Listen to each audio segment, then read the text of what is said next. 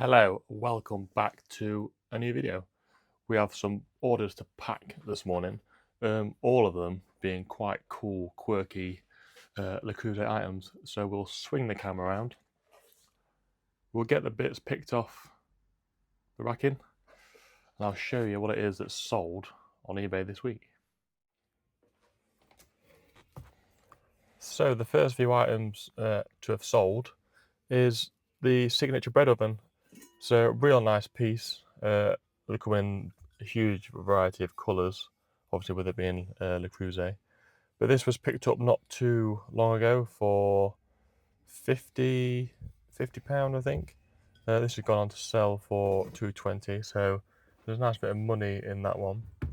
And then the same buyer has also bought the real vintage, the meatloaf or the loaf tin. Not sure on the age on it. I'll say 60s, 70s.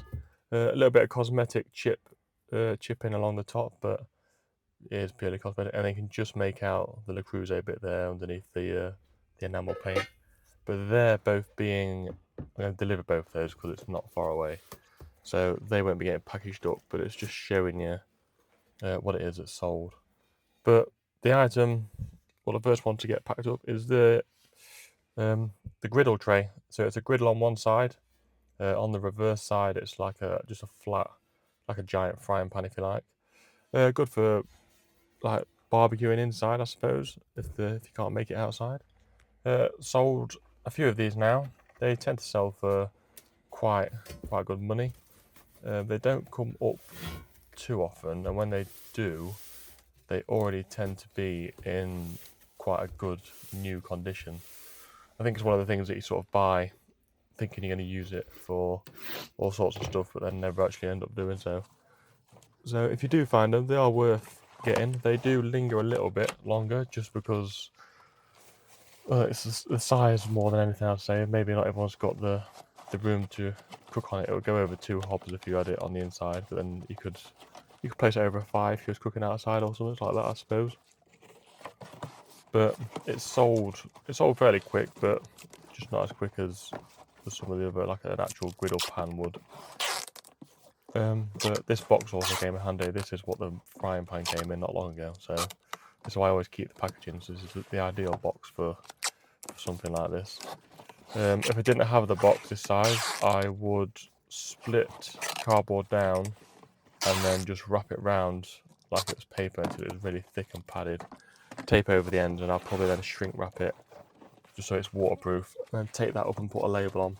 But this time around we had a box, so in it went. These items, so I don't know if they're utensil holders or if they're just general holders that you can store anything in them, or jars. These ones don't have the lids because the tops sort of flare out. But the 3 of them are sold as a set. They are worth selling on their own, but you do have to pick them up no more than £10. And if people have already got one, it's colour matching.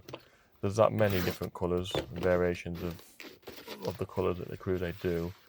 I have had the odd one returned because it's not quite the same blue or the green or whatever it is that they've got. So these were bought as a 3.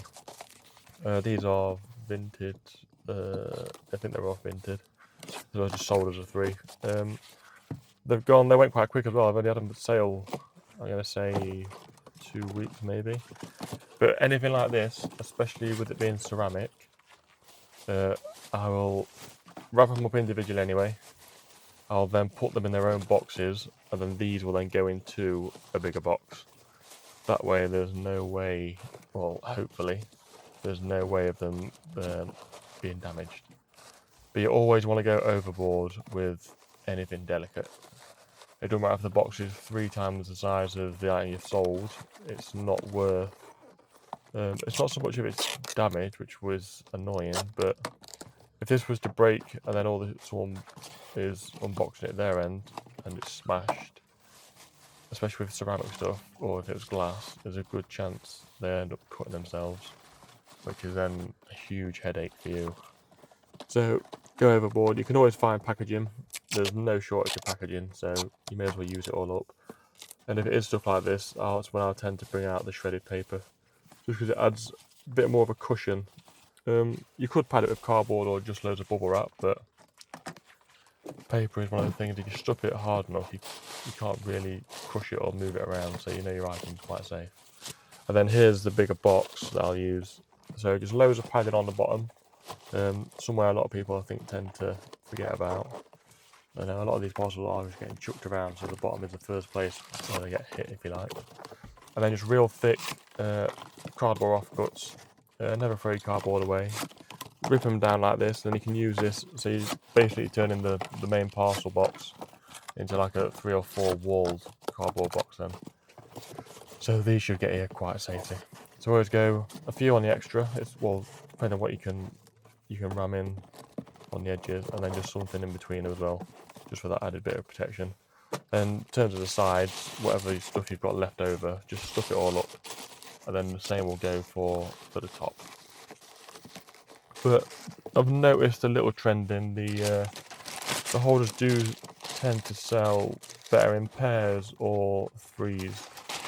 So I might source other ones for the ones I've got individually. I've got some red ones, orange ones that are all listed on their own. So I might find some cheaper ones off Vintage Facebook or wherever, and then put them with the ones I've already got and see if it shifts them on as well.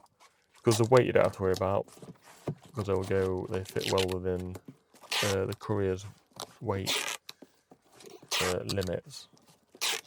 Then also it's only one parcel to worry about, and it's only one fee, so it might be something worth looking at. The next item we've got, what have we got?